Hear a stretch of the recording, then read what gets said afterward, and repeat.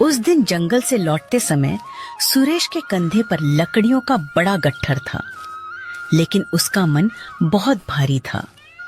वो धीरे धीरे चलते हुए खुद से बोल रहा था, हे भगवान, मेरी मुन्नी बहुत बीमार है, उसका इलाज कैसे कराऊं? मेरे पास तो एक पैसा भी नहीं। उसकी आंखें नम थीं। हर कदम के साथ उसकी चिंता बढ़ती जा रही थी।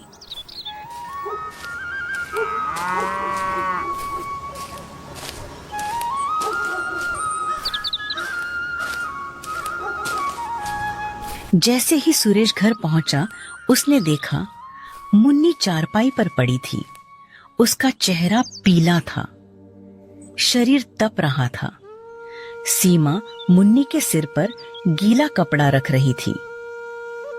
सुरेश, मुन्नी का बुखार बहुत तेज है, अगर दवा नहीं मिली तो? उसकी आवाज टूट गई। सुरेश घबरा गया। वो मुन्नी के पास बैठ गया और उसका माथा छूकर बोला, कुछ नहीं होने दूंगा, अपनी बच्ची दूंगा। सुरेश, हमें डॉक्टर को दिखाना होगा, कुछ पैसे का इंतजाम करो। सुरेश ने सिर झुका लिया। सीमा, हमारे पास पैसे कहाँ हैं? मैं रोज लकड़ी बेचकर बस रोटी जुटा पाता हूँ। तो अपने बड़े भाई के पास चले जाओ, वो बहुत अमीर है। सुरेश का चेहरा उतर गया। वो मुझसे बात भी नहीं करता, वो मदद क्यों करेगा? वो तो मुझे कभी भी पैसे नहीं देगा। एक बार कोशिश तो करो, बेटी की जान का सवाल है। सुरेश ने भारी मन से हामी भर दी।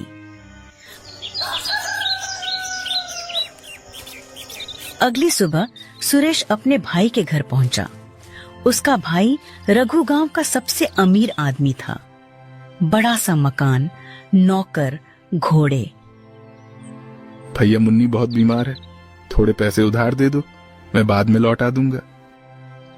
रघु ने सुरेश को ऊपर से नीचे देखा। तुम्हारी समस्या है, मेरी नहीं। मैं एक पैसा भी नहीं दूंगा। सुरेश के पैरों तले जमीन खिसक गई। भैया, बेटी की जान की बात है, मैं बाद में आपके पैसे सूद ब्याज के साथ लौटा दूंगा। भैया, जाओ यहां से। गरीबों की मदद करना मेरा काम नहीं। अगर ऐसे ही मैं सबको पैसे देता रहा तो एक दिन मैं गरीब हो जाऊंगा।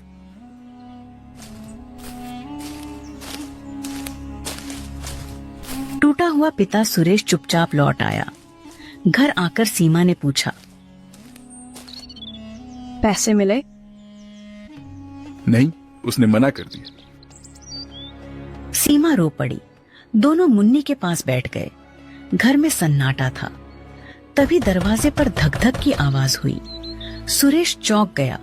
सीमा ने दरवाजा खोला तो बाहर एक बूढ़े साधु बाबा खड़े थे। सफेद दाढ़ी, तेजस्वी चेहरा। बेटी, बहुत भूख लगी है, कुछ खाने को मिलेगा? हाँ बाबा, जो भी है, आप अंदर आइए। सुरेश हैरान था। घर में खुद खाने को कम था, फिर भी सीमा ने बाबा को रोटी और थोड़ा सा साग परोस दिया। बेटा, तुम दोनों बहुत उदास लग रहे हो, क्या बात है?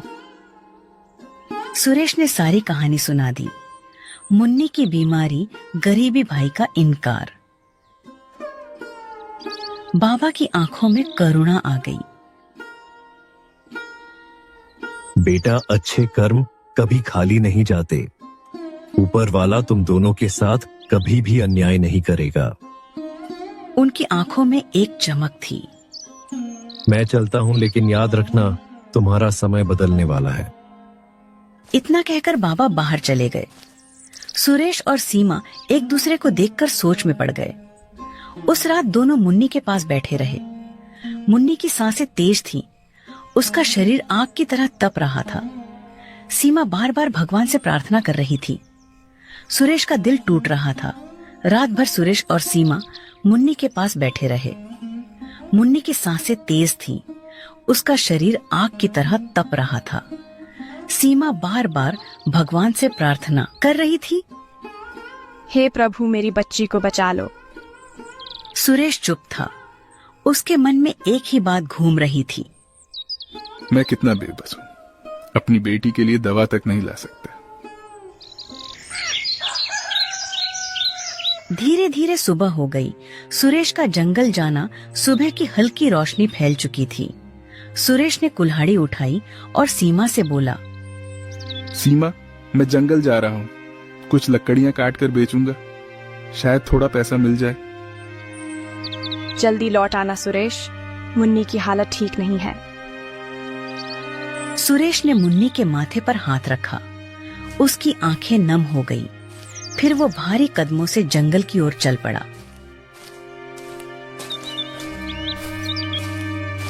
जंगल की गहराई में जंगल आज कुछ अलग लग रहा था। पेड़ बहुत ऊंचे थे। हवा में अजीब सी ठंडक थी।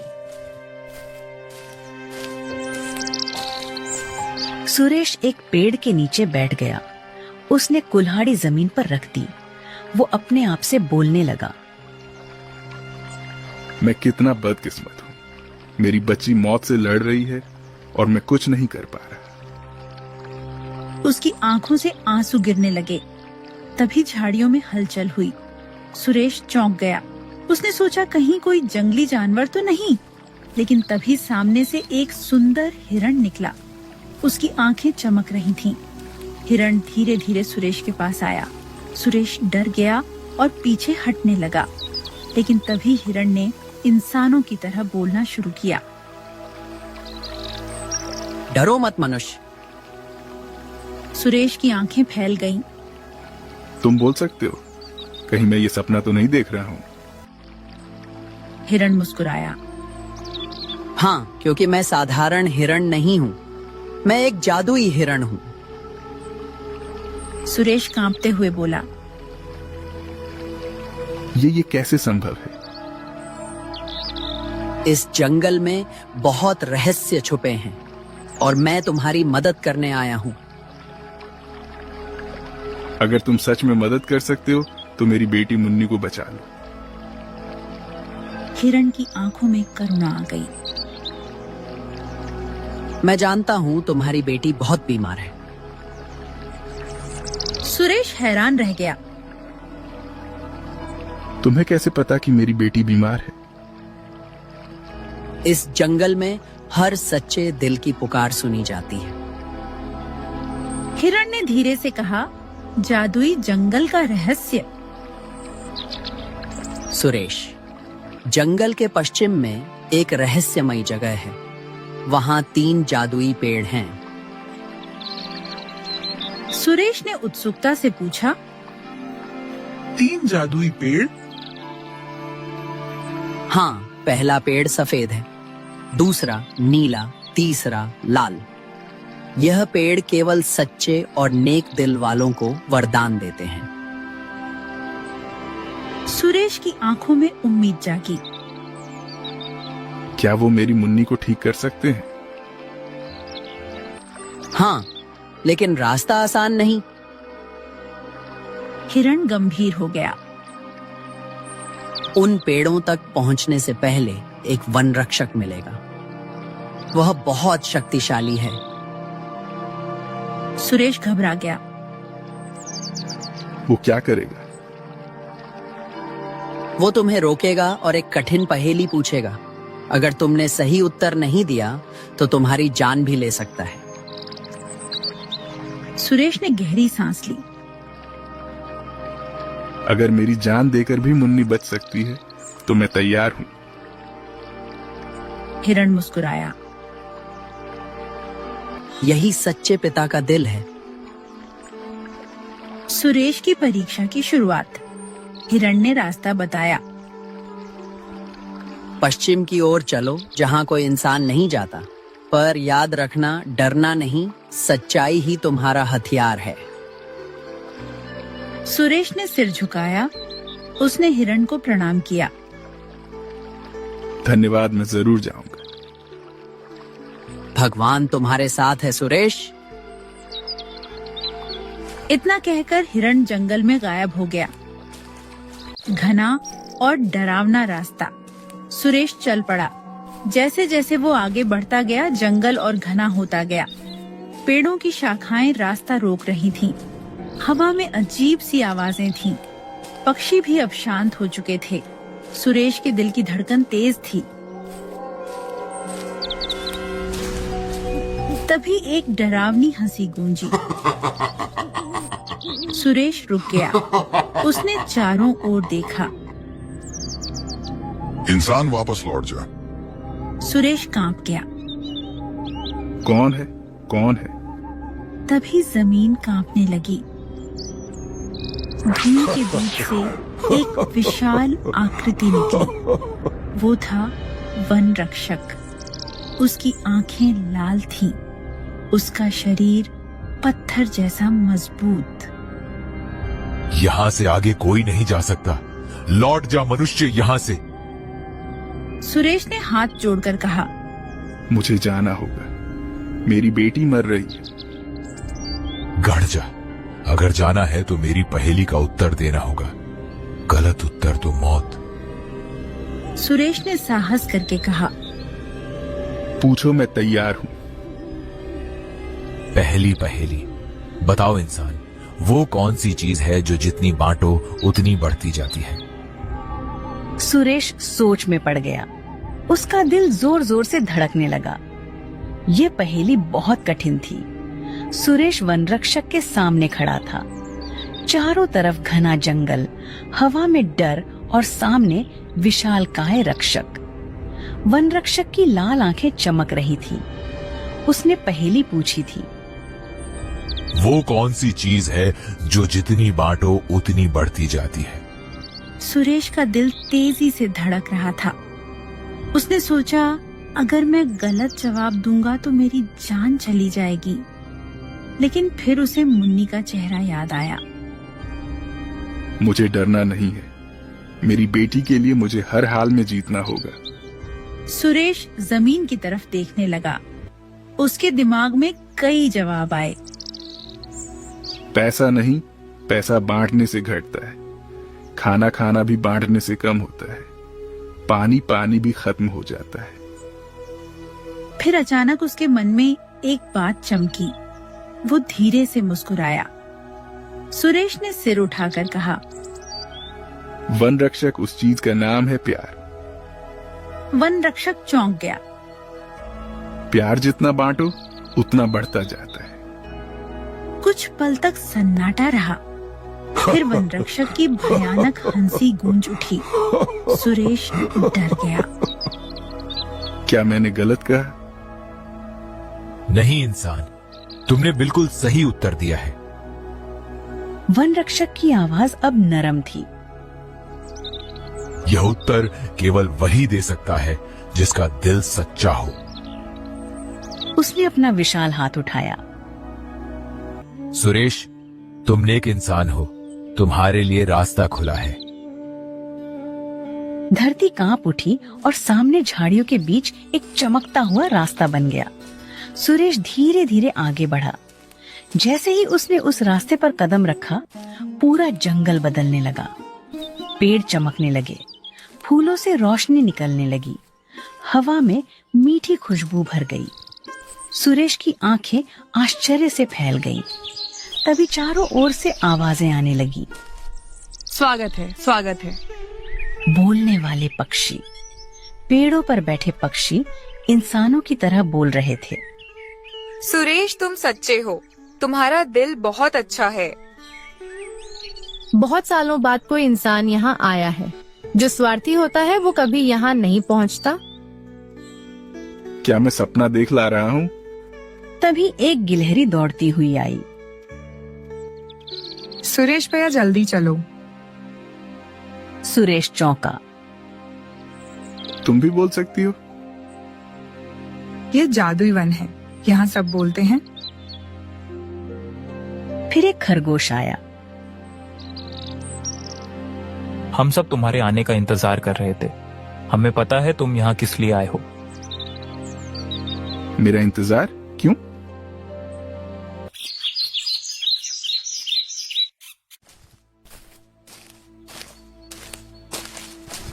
चलते चलते सुरेश एक खुले मैदान में पहुंचा और वहां 3 विशाल पेड़ खड़े थे। उनका तेज सूर्य से भी अधिक चमकदार था। पहला पेड़ सफेद प्रकाश से चमक रहा था, दूसरा नीले रंग से दमक रहा था, तीसरा लाल आग की तरह उज्जवल था सुरेश की आंखें भर आईं।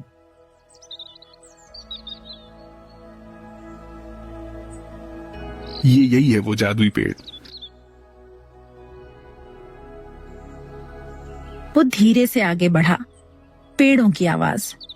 अचानक तीनों पेड़ों ने एक साथ बोलना शुरू किया।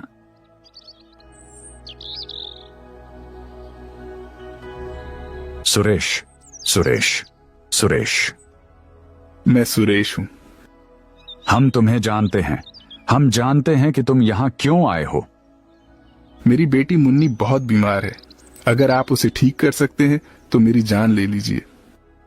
सुरेश, वरदान मुफ्त में नहीं मिलता। इसके लिए परीक्षा देनी होती है। हम तुमसे 3 पहेलियां पूछेंगे। सुरेश ने साहस करके कहा। पूछिए, मैं तैयार हूं। बताओ सुरेश, ऐसी कौन सी चीज है जो खुद चलती नहीं लेकिन दूसरों को चलाती है? और बताओ वो कौन है जो सबका मित्र है लेकिन खुद अकेला रहता है?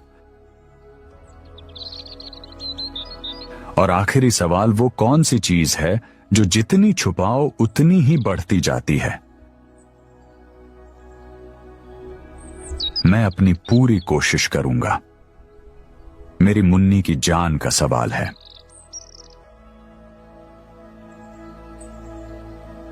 जादुई वन में सन्नाटा छा गया। सुरेश गहरी सोच में डूब गया। सुरेश तीनों जादुई पेड़ों के सामने खड़ा था।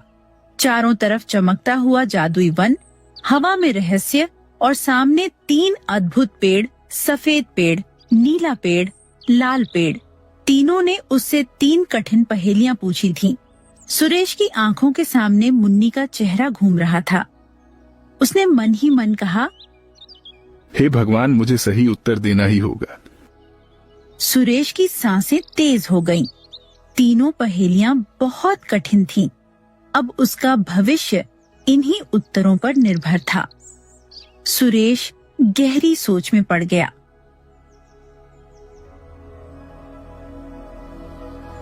उसने चारों ओर देखा।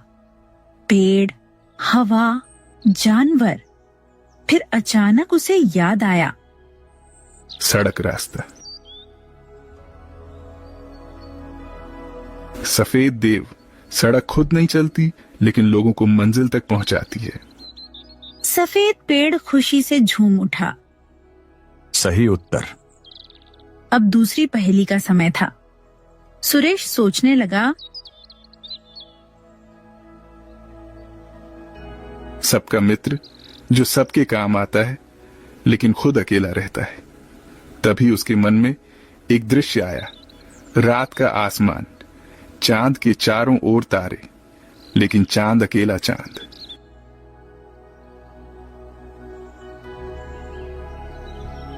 नीले देव। चांद चांद सबका मित्र है, सबको रोशनी देता है, लेकिन खुद अकेला रहता है। नीला पेड़ मुस्कुराया। बहुत सुंदर उत्तर।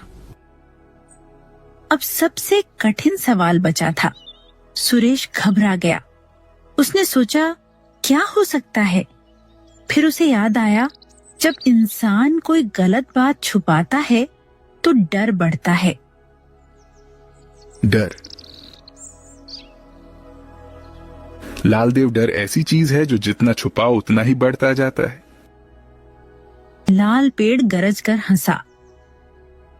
बिल्कुल सही उत्तर दिया है सुरेश। सुरेश, तुमने तीनों पहेलियों के सही उत्तर दिए। यह केवल वही कर सकता है जिसका दिल सच्चा हो। हाँ सुरेश, अब तुम्हारी मुन्नी बिल्कुल सही हो जाएगी। तुम्हारे घर में कभी गरीबी नहीं रहेगी। तुम्हारा परिवार हमेशा सुखी रहेगा।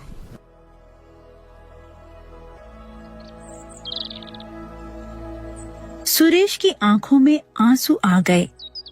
अचानक एक तेज हवा चली और सामने वही साधु बाबा प्रकट हो गए।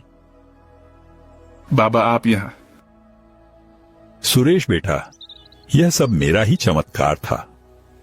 मैं इस जादुई वन का रक्षक हूं।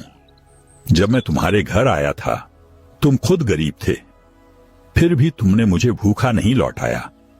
तुमने अपने दुख में भी दूसरों की मदद की, इसीलिए यह वरदान तुम्हें मिला। हमेशा याद रखना, दया और अच्छाई कभी व्यर्थ नहीं जाती।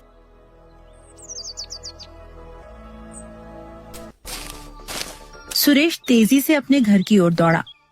उसका दिल खुशी से भर गया। जैसे ही वह घर पहुंचा, उसने देखा मुन्नी घर के बाहर खड़ी थी। वो हंस रही थी। सुरेश की आंखों से आंसू बहने लगे। उसने मुन्नी को गले लगा लिया। सीमा भी रो पड़ी। लेकिन तभी सुरेश ने चारों ओर देखा और उसकी आंखें खुली रह गईं। जहां पहले झोपड़ी थी, अब वहां एक सुंदर बड़ी हवेली खड़ी थी। पूरा गांव हैरान रह गया।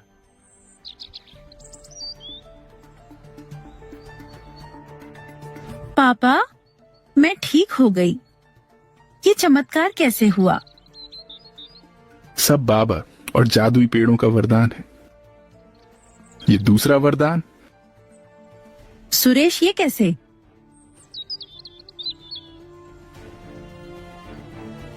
यह चमत्कार पूरे गांव में आग की तरह फैल गया। अगली सुबह गांव के लोग सुरेश के घर के बाहर जमा हो गए। गांव में बस एक ही नाम गूंज रहा था, सुरेश, सुरेश। अरे, कल तक तो ये झोपड़ी थी। जरूर कोई देवता की कृपा हुई है। मुन्नी तो मरने वाली थी, अब बिल्कुल ठीक है।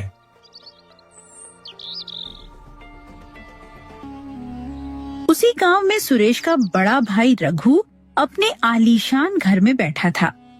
उसके पास धन दौलत तो बहुत थी, लेकिन दिल में घमंड भी उतना ही था। तभी उसका नौकर दौड़ता हुआ आया।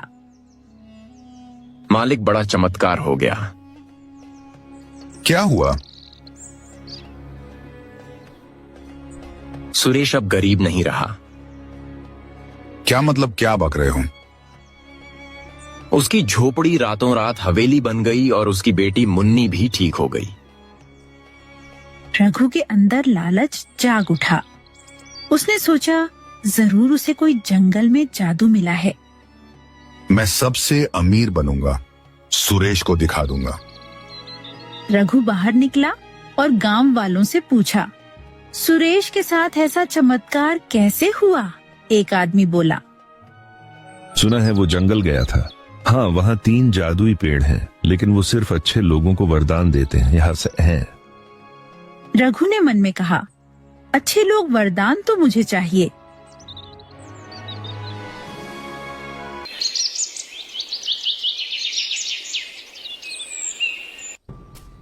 अगली सुबह रघु अकेले जंगल की ओर निकल पड़ा।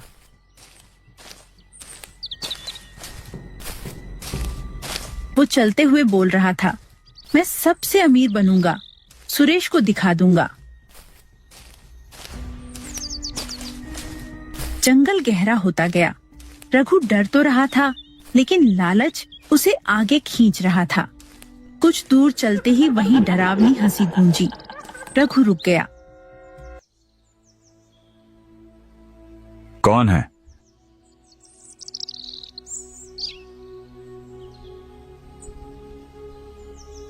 इंसान, वापस लौट जा। मैं रघु हूँ, गांव का सबसे अमीर आदमी। मुझे जादुई पेड़ों के पास जाना है। वहां केवल सच्चे दिल वाले जा सकते हैं। सच्चाई बच्चाई छोड़ो, मुझे धन चाहिए। तभी वन रक्षक प्रकट हुआ। उसकी आंखें लाल थीं। वो गरजा, अगर आगे जाना है तो पहेली का उत्तर देना होगा। गलत उत्तर तो मौत। पूछो जो भी पूछना है। बताओ, वो कौन सी चीज है जो जितनी बांटो उतनी बढ़ती जाती है? रघु ने बिना सोचे तुरंत जवाब दे दिया, पैसा। वन रक्षक की आंखें जल उठीं। गलत जवाब। तो सही जवाब क्या है? जिसका दिल लालची हो वो कभी सही उत्तर नहीं दे सकता। तुम्हारे अंदर सच्चाई नहीं, तुम्हें वरदान नहीं बल्कि श्राप मिलेगा। तुम्हारे पास जो धन है वो भी अब नहीं रहेगा। तुम्हारा घमंड तुम्हें डुबो देगा। धरती कांपी। रघु कांप उठा। वो डर कर भागा। जंगल की हवाएं अब डरावनी हो चुकी थीं। रघु भागता हुआ घर पहुंचा, लेकिन वहां उसने देखा उसका घर जल चुका था, सामान राख बन चुका था। उसकी पत्नी रो रही थी। नहीं नहीं, मुझे श्राप मत देना, मुझे माफ कर दो। सब कुछ खत्म हो गया, पता नहीं कैसे आग लग गई। नहीं, मेरा धन सब कुछ खत्म हो गया। रघु घुटनों पर गिर पड़ा। उसका घमंड चूर चूर हो गया।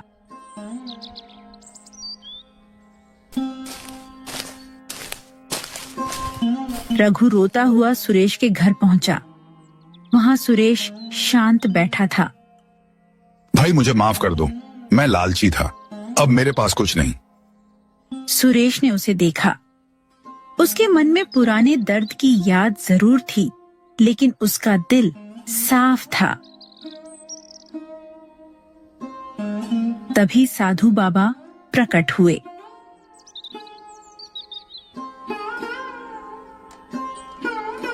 देखा बेटा, लालच का अंत हमेशा विनाश होता है और अच्छाई का फल हमेशा मीठा। बाबा मुझे सुधारने का मौका दीजिए। मौका मिलेगा, लेकिन अब तुम्हें मेहनत करनी होगी और विनम्र बनना होगा। रघु सुरेश के सामने हाथ जोड़कर रो रहा था। उसकी आंखों में पछतावा था। भाई सुरेश, मैंने तुम्हें अपमानित किया।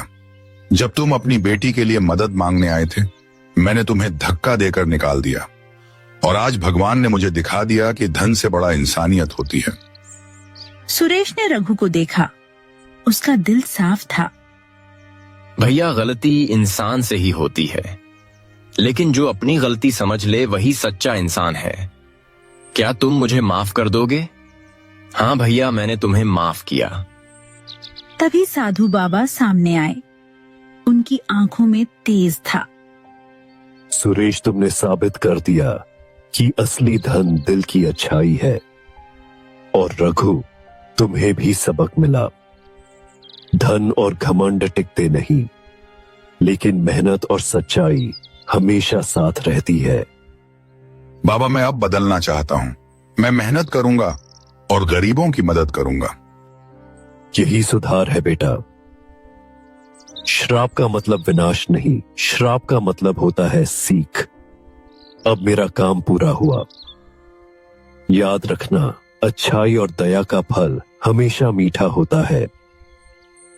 लालच इंसान को नीचे गिरा देता है, प्यार बांटने से बढ़ता है। सच्चा धन इंसान का अच्छा दिल होता है। अगले दिन से रघु ने अपना नया जीवन शुरू किया। अब वह घमंड में नहीं बैठता था। वो गांव वालों के साथ खेतों में काम करने लगा, लकड़ी उठाने लगा, गरीबों को खाना देने लगा। गांव वाले हैरान थे, यह वही रघु है। लेकिन अब रघु बदल चुका था। सुरेश का घर खुशियों से भर गया। मुन्नी अब रोज हंसती थी। सुरेश, हमने जो बाबा को खाना खिलाया था उसका फल देखो। हाँ सीमा, अच्छाई कभी खाली नहीं जाती। धीरे धीरे पूरे गांव में यह कहानी फैल गई। लोग एक दूसरे की मदद करने लगे। किसी ने भूखे को खाना दिया, किसी ने बीमार की सहायता की। गांव में प्रेम बढ़ने लगा। एक दिन बाबा फिर आए।